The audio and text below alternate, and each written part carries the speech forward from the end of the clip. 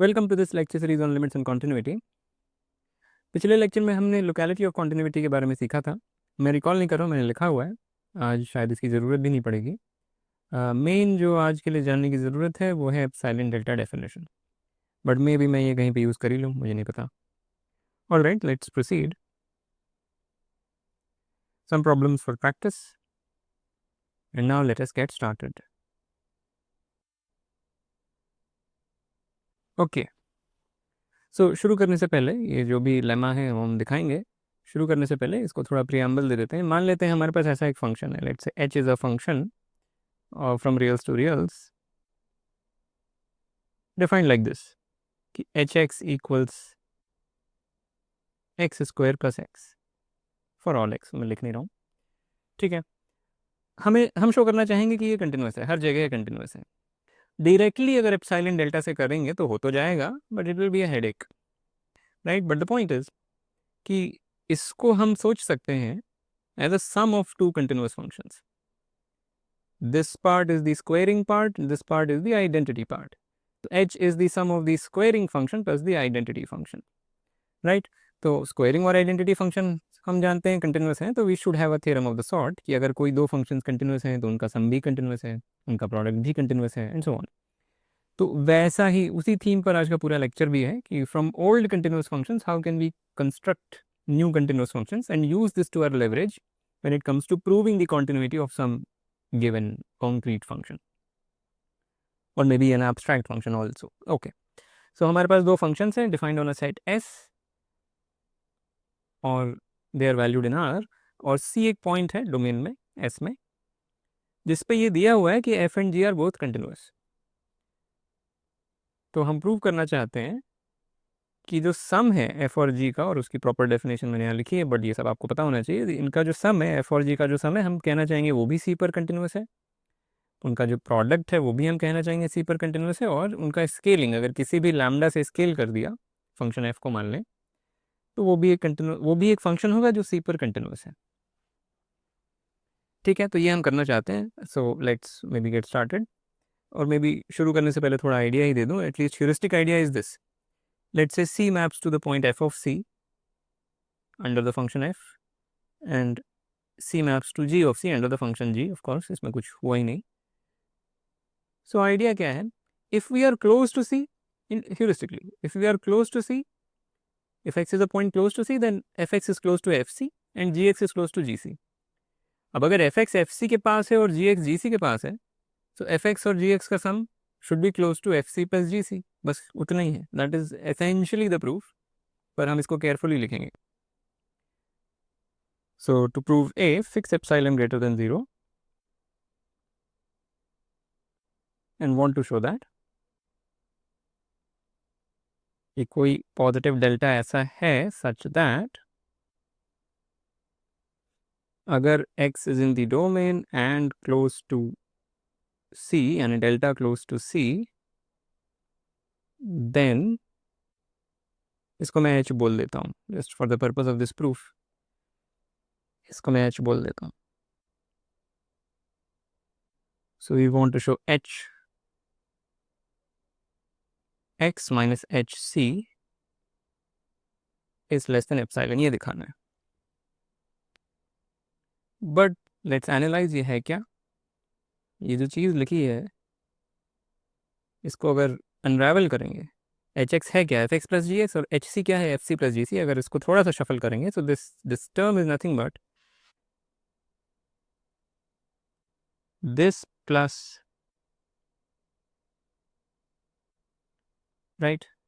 और यहाँ से आइडिया लगना चाहिए हमें करना क्या है, हमें शो करना है if X is delta close to C, then हम इसको कंट्रोल कर सकते हैं, राइट। तो अगर हम इसे इंडिविजुअली इन दोनों चीज़ों को कंट्रोल कर लें तो बाई ट्रायंगल इनइक्वालिटी इस पूरी चीज़ को भी कंट्रोल किया जा सकता है। एसेंशियली मैं बस ये कह रहा हूँ कि this is less than equal to, और ये this kind of breaking down things into simpler things is rampant in analysis. कोई चीज़ हमें दिखाना तो छोटी है, तो हम ट्रायंगल इनइक्वालिटी की मदद से sometimes, in fact many times, we can show some simpler things are small, and फिर उन सिंपलर थिंग्स की मदद से some complicated thing is also small.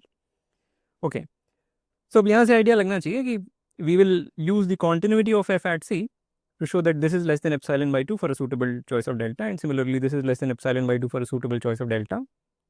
तो फिर इनका सम लेस देन एप्सिलॉन हो जाएगा. बेसिकली यही करने जा रहे हैं to show it in pictures. Simultaneously मैं लिखता भी जाऊंगा. So since f is continuous at c, there is some delta sub f लिखूंगा. This delta depends on f. Delta sub f greater than 0 such that जब भी x domain में है और डेल्टा f क्लोज है c के, this thing is less than epsilon by 2. Epsilon by 2 is just some positive real number. और क्योंकि f c पर कंटिन्यूस है, एक पॉजिटिव डेल्टा ऐसा मिलेगा जिसको हम डेल्टा f बोल रहे हैं, such that this happens. Pictures में दिखाना हो, so there is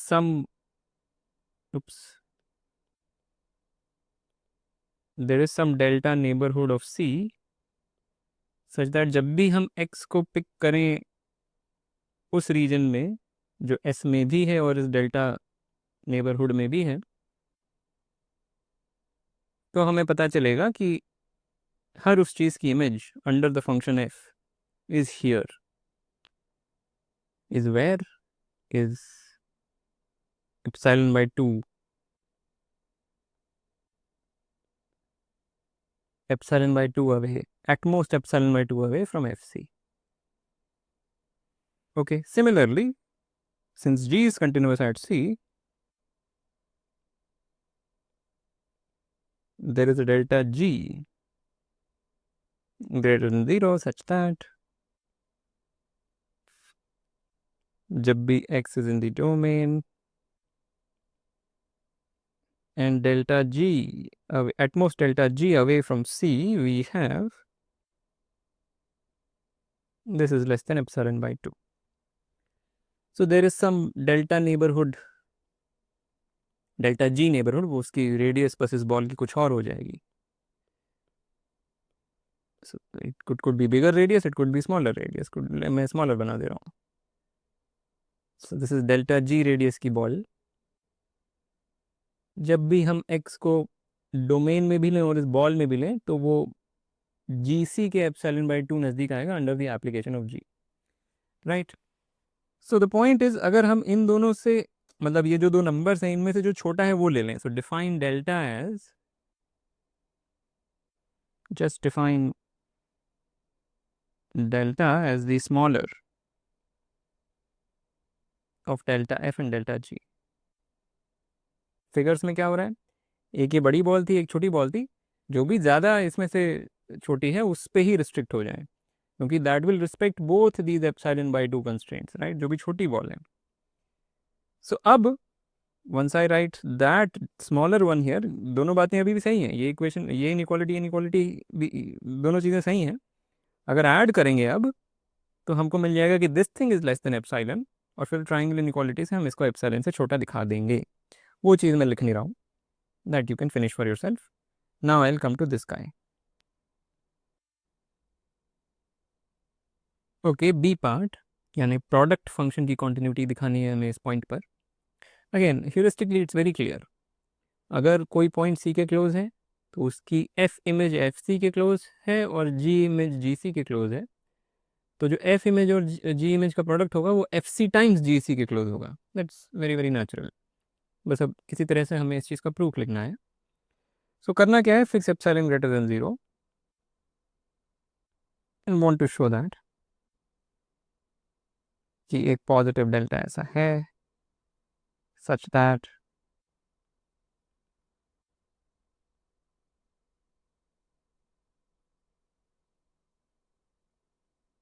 राइट. पर यहाँ पे छोटी सी हम एक ट्रिक लगाएंगे. It's a very standard thing. उसके बिना भी हो जाएगा, but it's convenient. So we will just write this as, इसके बराबर तो ये है ही, by definition equal to this. हम इसमें एक इंटरमीडिएट टर्म जोड़ें और घटाएंगे. So what we will do is, this will be, ये हमने सब्ट्रैक्ट किया और यही का यही हम ऐड कर देंगे, so that it doesn't change.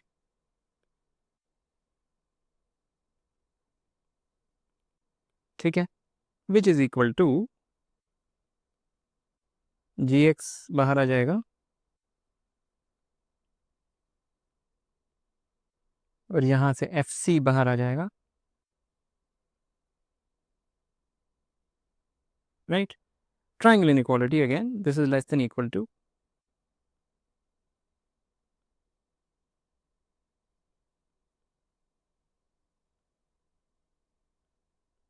That thing. तो पॉइंट क्या है, this we can control if X is close to C, this will be small small and this will also be small, पर हमें पूरी चीज़ को स्मॉल दिखाना है। This is just some fixed number, so small times a number is small, so this much is also small, that's okay. What about this? यहाँ पे एक variation है, जैसे जैसे x वेरी कर रहा है जी एक्स की वैल्यू वेरी करेगी, but the point is if x is close to c, gx is close to gc, so this is very much like gc, even though it's not exactly gc, it's very much like gc, तो ये भी small है, that's the heuristics। अब इसको properly लिखना है और बताना है कि चल क्या रहा है। So पहले इसको डील कर लेते हैं। So first, choose a theta. I'll just say a theta. So let theta greater than 0 be such that we are using the continuity of g. So since g is continuous at c, एक theta ऐसा है if x is theta close to c and in the domain we have that this is less than 1. 1 is just some arbitrary number, कोई भी positive number वहाँ लिख सकते थे, it's most convenient, which further implies कि gx की जो absolute value है that is less than 1 plus mod gc। तो जब तक हम इस रीजन में हैं थीटा क्लोज टू सी, इसको हम कंट्रोल कर सकते हैं, और बाकी के जो हमारे कंट्रोल्स होंगे वो थीटा से और छोटे वाले रीजन्स में हम ले लेंगे। सो आई एक्सप्लेन, मैं भी कोशिश करूंगा, और इसको अब फिगर में बनाने की कोशिश करते रहें कि सी के अराउंड एक थीटा बॉल है, इमेजिन कर सकते हैं सच दैट अगर इस बॉल में कोई भी पॉइंट लिया और उसकी जी इमेज ली तो वो जी सी से बहुत दूर नहीं जाएगी। ओके, सो हमें इन दोनों टर्म्स को साइमल्टेनियसली कंट्रोल करना है। So choose, since f is continuous at c, there exists a delta f such that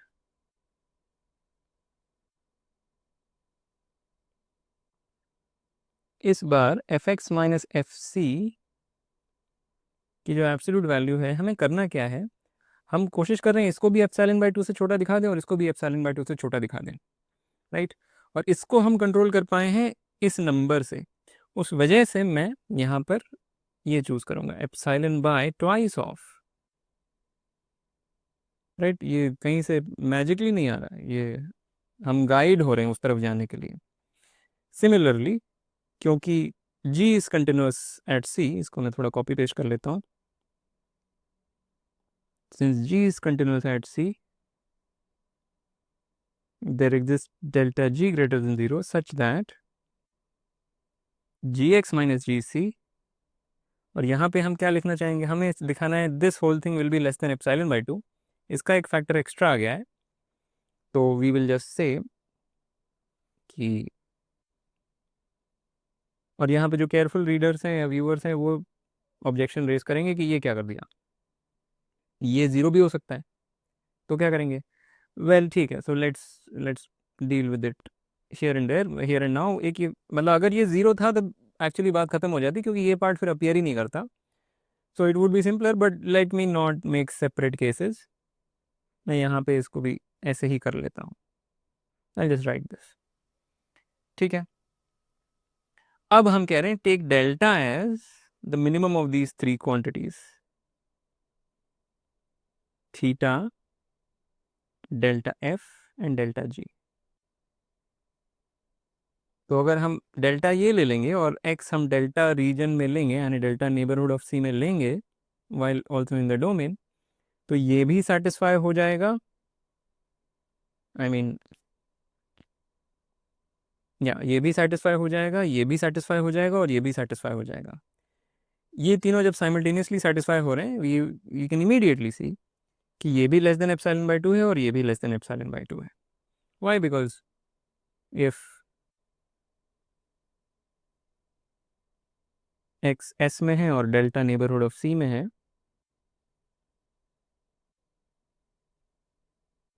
जो फर्स्ट टर्म है दिस टर्म,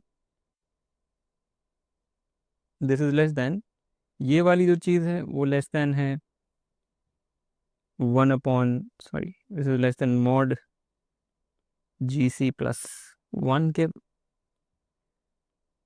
के बराबर संख्या से, राइट। और ये जो चीज़ है, ये वाली जो चीज़ है, that is less than epsilon bye 2, twice of that stupid thing, and you can just cancel this out, so this will be less than epsilon bye 2। और सिमिलरली ये भी लेस देन एप्सिलॉन बाय 2 होगा, क्योंकि what we will see there is FC divided by this number which is less than 1। So just work this out, कुछ नहीं है। So that's the proof of part B. Part C is an exercise. Part C can also be proven using part B, but part C is an exercise. Directly भी हो जाएगा तुरंत।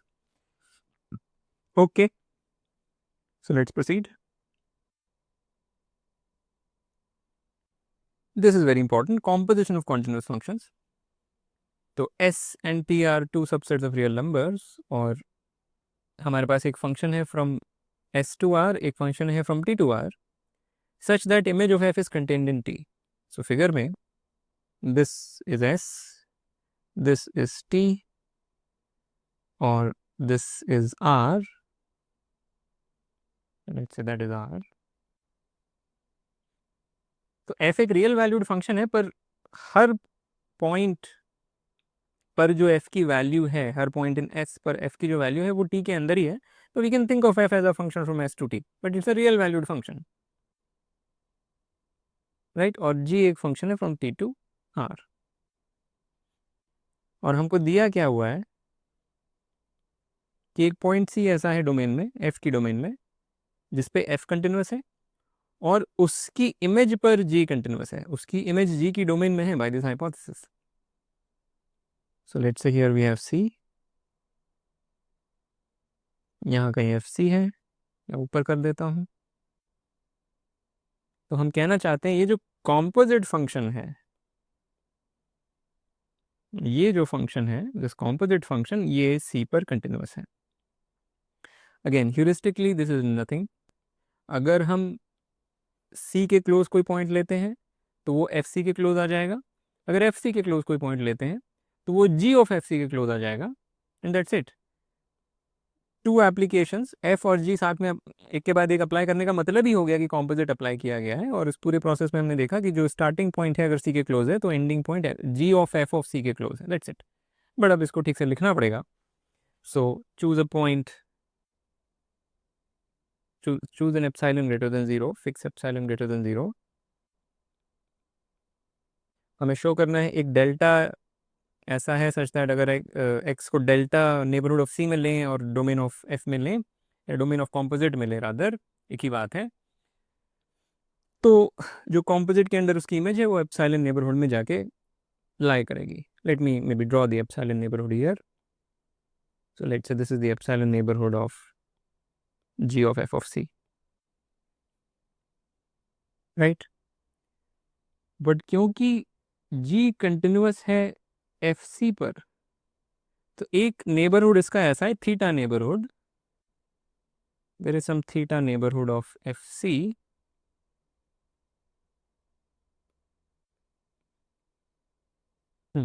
सच that जब भी कोई पॉइंट हम लेते हैं जो T में भी है और इस नेबरहुड में भी है, और G अप्लाई करते हैं, तो वो इस एप्सिलॉन नेबरहुड में चला जाता है, right. That's what continuity means. So may be let me right that. So since G is continuous at FC, there is some theta positive such that जब भी, I'll write y rather than x, जब भी y is in the domain of G and it is theta close to FC, G of y minus G of F of C is less than epsilon, right. यही बात अभी हमने figure में बताई। पर अब क्योंकि एफ सी पर कंटिन्यूस है, therefore there is some delta neighbourhood of C such that अगर हम एक्स को उस डेल्टा नेबरहुड में और एस में लें साइमल्टेनियसली, तो F image will lie in this theta ball, right. Here theta is playing the role of epsilon, but anything F हम किसी भी चीज़ पर अप्लाई करते हैं तो वो इसमें ही जाके लाई करेगा, राइट। वो ऐसा नहीं है कि इसके बाहर चला जाएगा, that is given here. So therefore there is some delta positive such that whenever we apply f to a point in this delta neighborhood and in S simultaneously, उसकी f image यहाँ पर आकर के लैंड करेगी। So I'll write this thing. So since f is continuous at C, there is positive delta such that whenever x is in the domain and is delta close to C, we have this situation. This thing is less than theta. Again, I'll just draw this thing. Oops, ये क्या हो गया?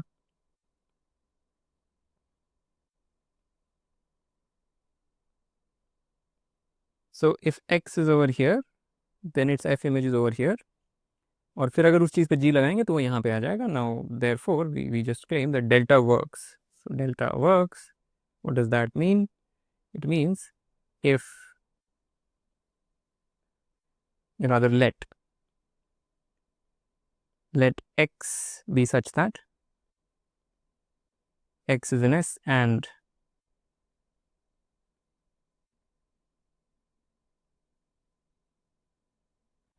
right, so then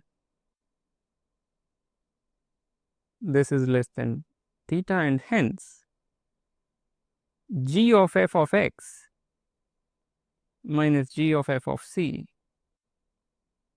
is less than epsilon. यहाँ शायद बेहतर रहता g of f of c लिखना, एक ही बात है, बट शायद expositionally it's better, right? So this is playing the role of y over here. कहाँ गया ये, right? So this thing now can be written as g of f of x minus g of f of c. This is less than epsilon. That's it. हमने एक epsilon arbitrary choose किया और दिखा दिया कि एक पॉजिटिव डेल्टा ऐसा है सच दैट जब भी हम x को डोमेन ऑफ द कॉम्पोजिट और डेल्टा नेबरहुड ऑफ c में लेते हैं तो कॉम्पोजिट फंक्शन के अंडर x की इमेज और c की इमेज एप्सिलॉन क्लोज रहती है. That's it. But it's a very powerful result as we will see. Okay, तो अभी हमने सम और प्रोडक्ट ऑफ कंटिन्यूस फंक्शंस की तो बात कर ली. कोशेंट का क्या, उस पर आने से पहले छोटा सा एक result.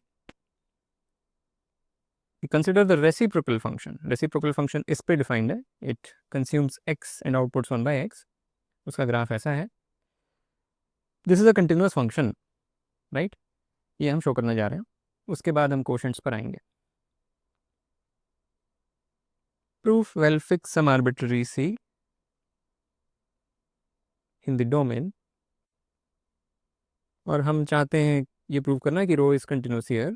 Fix epsilon greater than 0. Want to show that as usual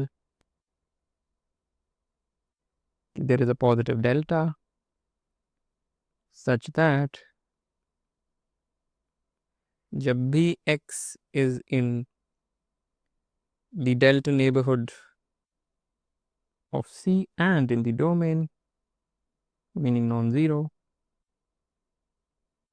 we have rho x minus rho C is less than epsilon. ये करना है, but as usual let's analyze ये है क्या. ये जो चीज़ है this is equal to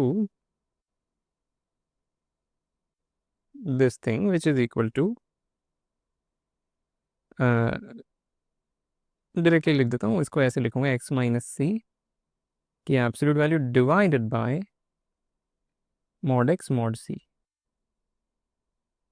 तो हमें शो करना है if x is close to c then this is small. और इसको फिर फर्दर हम थोड़ा सा अलग ढंग से लिख देते हैं. So this is equal to one upon mod C अलग लिख लेते हैं, वो तो नंबर ही है, times one upon mod X times this thing. तो ये तो नंबर है, इसके लिए तो कोई चिंता करने की बात नहीं है, ये तो छोटा हो ही जाएगा, this will be controlled by delta. इसका क्या करें?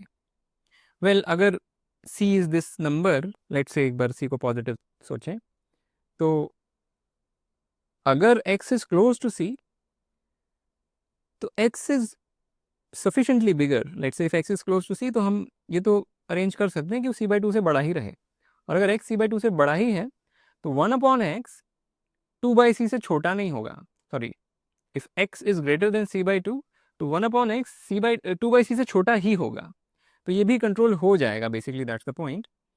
सो यहाँ पे एक 2/c का कंट्रोल आएगा, ये तो 1/c है ही, so 2/c square is an extra factor that is arranged along with this. तो long story short, if you just think about it, delta को हम ये ऐसा ले लेंगे, delta will be smaller of the which two quantities, पहली quantity की हम इसको कंट्रोल कर सकें, उसके लिए हम डेल्टा को कम से कम इतना छोटा तो रखेंगे ही कि जो x है वो c से ज़्यादा दूर ना भटक जाए, राइट, सो दैट वो वाली बात कि वो c/2 से बड़ा ही रहे, अगर c को पॉजिटिव सोच रहे हैं फॉर द मोमेंट। और फिर दूसरी चीज़ कि वो 2/c स्क्वायर था, उसको काटने के लिए यहाँ पे हम ये चीज़ लिख देंगे। सो अगर डेल्टा को ये ले लिया जाए, so this whole thing will be less than epsilon. You can just work this out, nothing there. So that shows that this function is, the reciprocal function is continuous everywhere. Very nice. इसको use करके हम show करेंगे कि अगर हमारे पास एक function है f defined on some subset of reals और एक फंक्शन है g, दोनों ही, well I will refine this statement, ये जिस तरीके से मैंने लिखा है मैं इसको थोड़ा रिफाइन करूँगा, राइट। सो ये हटाना पड़ेगा, so ये दो फंक्शंस हैं, b2 फंक्शंस, और हमें क्या दिया है कि g नेवर वैनिशेस, और एक पॉइंट है c जिसपे f और g दोनों ही कंटिन्यूस हैं। ये हाइपोथेसिस क्यों आ रही है पता चलेगा अभी। सो वी आर क्लेमिंग कि ये जो रेशियो है, मतलब ये जो डिवीजन हुआ है फॉर g का, what is this function, this function takes a point in s and outputs fx upon gx, ये जो फंक्शन है ये भी c पर कंटिन्यूस है, is what we are going to argue, right. And the argument is very simple, composites और ये जो अभी रेसिप्रोकल फंक्शन की कॉन्टिन्यूटी प्रूव करी उससे ही तुरंत हो जाएगा। So here is the thing, this is s, this is s, right, और rather let me first prove the continuity of 1 by g। so 1 by g एक फंक्शन है, मैं बस उसकी continuity एक बार प्रूव कर देता हूँ। तो s पे अगर मैं g लगाता हूँ तो I will go into non zero reals, तो this is non zero reals, और इस पे अगर मैं रेसिप्रोकल फंक्शन लगा देता हूँ रो, सो आई गो इनटू रियल नंबर्स, और ये जो चीज़ है ये क्या है, ये 1 by g है, and this is continuous at c because the reciprocal function is continuous eight gc recall is non zero, ये हमारी हाइपोथेसिस ही थी, so that 1 by g define तो हो सके। So GC is non-zero and rho is continuous at every point, so it is continuous in particular at this point. तो ये जो composite है वो C पर continuous है, तो 1 by G is continuous at C, F is continuous at C, तो उनका जो प्रोडक्ट है F और 1 by G का प्रोडक्ट है वो भी C पर continuous है, और F और 1 by G का जो प्रोडक्ट है वही F by G है। तो हमने सब कुछ यूज़ कर लिया, continuity of product, continuity of the reciprocal function and continuity of composites, so जितनी भी चीज़ें अभी हमने डिस्कस करी सब यूज़ करके we are able to prove very easily, very nicely कि the ratio of two continuous functions is continuous. अब वहाँ पे नेचुरल हाइपोथेसिस की ज़रूरत है, नहीं तो ये हम स्टेटमेंट दे ही नहीं सकते। ओके ओके, अगला मैक्स एंड मिन।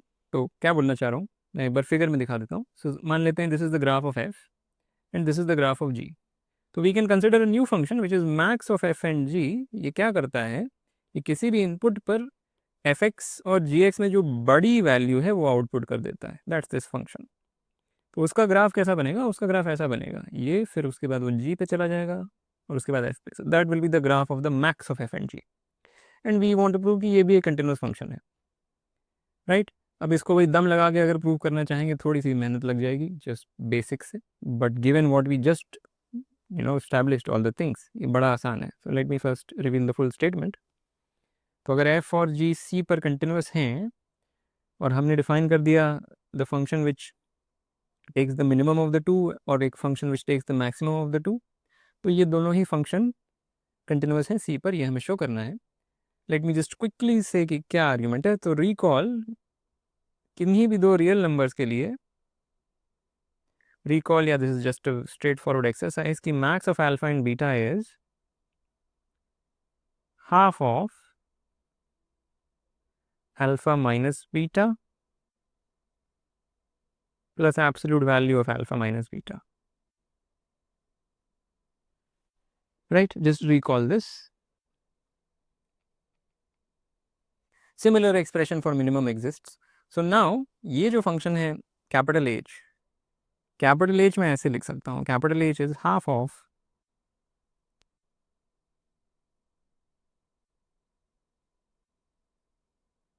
but इसको थोड़ा सा अलग ढंग से लिखूंगा. So this is plus the composite of the absolute value function and f minus g, ऐसे लिखूंगा, वही की बात है. So this is continuous at C because difference हमने sum के लिए prove किया था कि sum of two continuous functions is continuous, and I mean if f and g are continuous at C then their sum is also continuous at C. उसी तरीके से difference is also continuous at C. Absolute value function is continuous everywhere, ये हम prove कर चुके हैं. So this is continuous at C by the composition rule, all right, or this is continuous at C. Now this is the sum of two functions both of which are continuous at C, so this is also continuous at C और उसको बस half से scale कर दिया है. Therefore the whole thing is continuous. So मैं लिख नहीं रहा हूँ, but you can write it down for yourself. Similar expression for the minimum exists. Similar argument for the minimum can be given. Okay, no मेहनत. All right. Polynomials.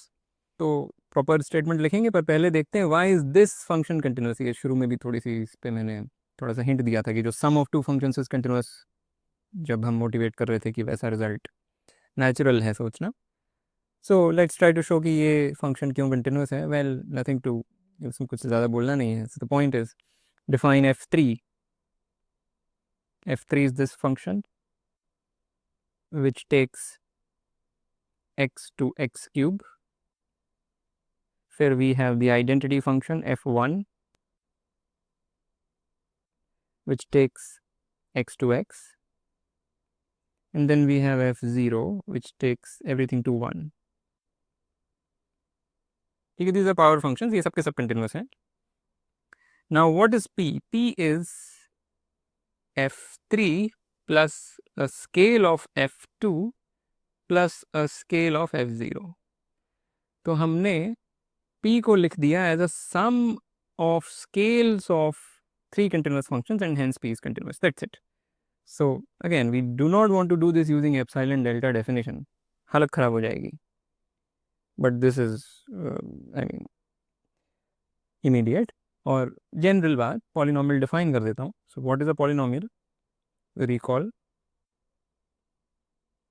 सो अ polynomial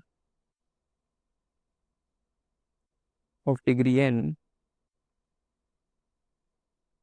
जहाँ पे n is n0 भी हो सकता है, degree 0 polynomial भी हो सकता है. So if a polynomial of degree n is a function p from reals to reals such that there exist real numbers an minus 1 up to a0 such with the property that px equals an x power n, जहाँ पे या I should say कि an is non-zero. Do I want to say that? चलो मैं बोल देता हूँ an is non-zero with the property that an is non-zero and px is this.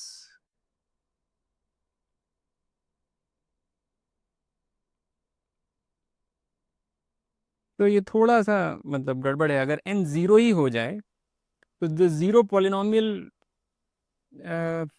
नहीं ठीक है, this is fine, N is non zero. Actually जो zero polynomial है उसकी डिग्री को जीरो नहीं बोला जाता, उसकी डिग्री माइनस इन्फिनिटी होती है, डजेंट मैटर। तो जो कांस्टेंट फंक्शन जीरो है वो इस परव्यू में नहीं आएगा। इस डेफिनेशन के अंडर हम कांस्टेंट फंक्शन जीरो को पॉलिनोमियल ऑफ डिग्री एन नहीं बोल सकते, where N is non negative, ठीक है, बोलते भी नहीं है। जो कांस्टेंट फंक्शन जीरो है उसको उसकी डिग्री माइनस इन्फिनिटी बोली जाती है, तो this is fine. So I would separately need to write down that the constant function 0 is the only polynomial with degree minus infinity। बाकी सारे जितने भी हैं पॉलिनोमियल्स उनकी डिग्री 0 या उससे बड़ी होती है और उसकी उसकी डेफिनेशन मैंने दी थी। दिस इज परफेक्ट, कुछ गड़बड़ नहीं है। एंड द लेमा इज कि पॉलिनोमियल फंक्शंस आर कंटिन्यूअस, यही आर्ग्यूमेंट देना है, बस और कुछ नहीं। Okay, so I hope you can right it down. Now let's proceed. A little bit of a generalization, rational functions, so उसकी definition में लिखूंगा, but let's just consider this expression। एक expression है x में, this is currently just a symbolic thing, this gives us a function on an appropriate domain। so ये जहाँ जहाँ vanish हो रहा है उन points को real numbers में से हटा दें, so that gives an appropriate domain to this। और ये कहाँ कहाँ vanish हो रहा है, this thing vanishes at x equals I think 1 2 or I think 1 2 or 4 पर, if I'm not wrong। so yeah, makes sense, yeah, I think that's correct। so this gives us a function f from reals minus these 3 points to reals where fx is this horrible thing। so we want to prove कि ये भी continuous है, this is continuous everywhere in the domain in this set, क्योंकि इसके बाहर तो defined भी नहीं है।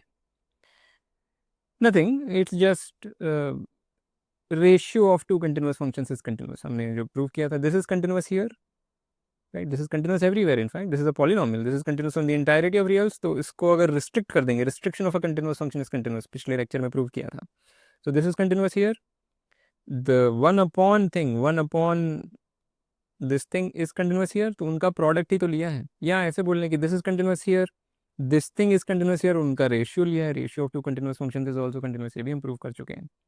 तो यही, और रैशनल फंक्शन क्या होता है, rational function is just a polynomial upon another polynomial px upon qx, but उसकी डोमेन फिर हम अप्रोप्रिएटली रिस्ट्रिक्ट करते हैं, we just keep the domain so that उसमें वो पॉइंट्स ना हो जहाँ पे ये वैनिश करो, क्योंकि अदरवाइज तो this doesn't even make sense. That's it, you can write down the whole thing again, you can check the notes also, notes में सारी चीज़ें ठीक से लिखी हुई हैं।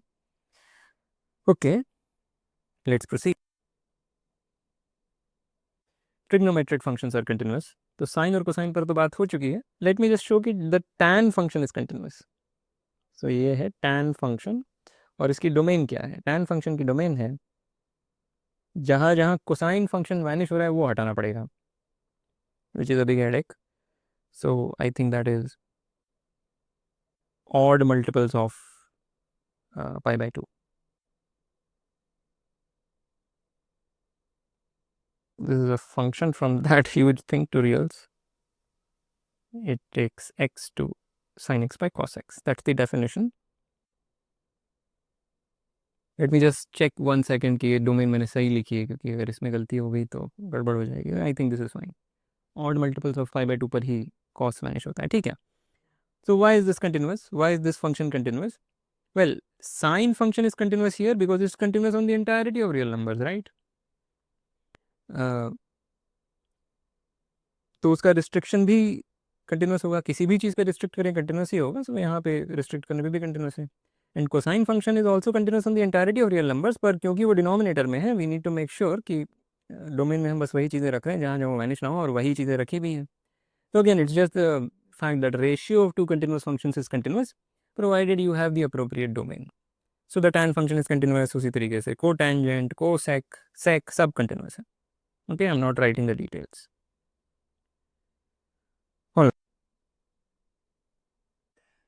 छोटा सा illustration, we have this function defined on this domain as follows and we want to show this is continuous, और इसको एप्सिलॉन डेल्टा से करना संभव नहीं है, हालत ख़राब हो जाएगी। so we will do this by breaking it down into simpler functions and I encourage you to do it yourself। सो कुछ नहीं है. What is F? F is just the absolute value function composed with cosine plus sine composed with the second power function जिसको मैं p2 से denote करूंगा. So what is p2? p2 is this function. I'll just define it on 1 comma infinity even though it's defined everywhere. Right? ये जो चीज़ है वो exactly अगर x फीड करेंगे तो यही बन जाएगी. इसमें x फीड करेंगे तो exactly यही बनेगा. Okay? That is divided by 1 plus the square root function जिसको मैं रो से डिनोट कर देता हूँ. सो रो टू क्या है? रो टू भी मैं 1 से इन्फिनिटी ही डिफाइन करूँगा. It just takes x to the square root of x. All right. Plus exponential function compose with a certain rational function जिसको मैं r से डिनोट कर देता हूँ. What is r? r is taking x to 1 upon x minus 1, which is the rational function well defined here and hence continuous. So f is written as sums, products, ratios of continuous functions and hence is continuous. Okay, so that's it. Make sure you get this argument, बहुत ज़रूरी है. Finally, हमारे पास एक function है रियल्स to रियल्स जो non zero access पर इस तरीके से डिफाइंड है. और व्हेन एक्स इज ज़ीरो तो ये एक्सप्रेशन तो मेक सेंस कर ही नहीं रहा है बिकॉज 1/0 आ जा रहा है यहाँ पे. So for x equal 0 separately हमने उसे 0 बोल दिया. हम कहना चाह रहे हैं ये फंक्शन हर जगह कंटिन्यूस है. Okay, think about it.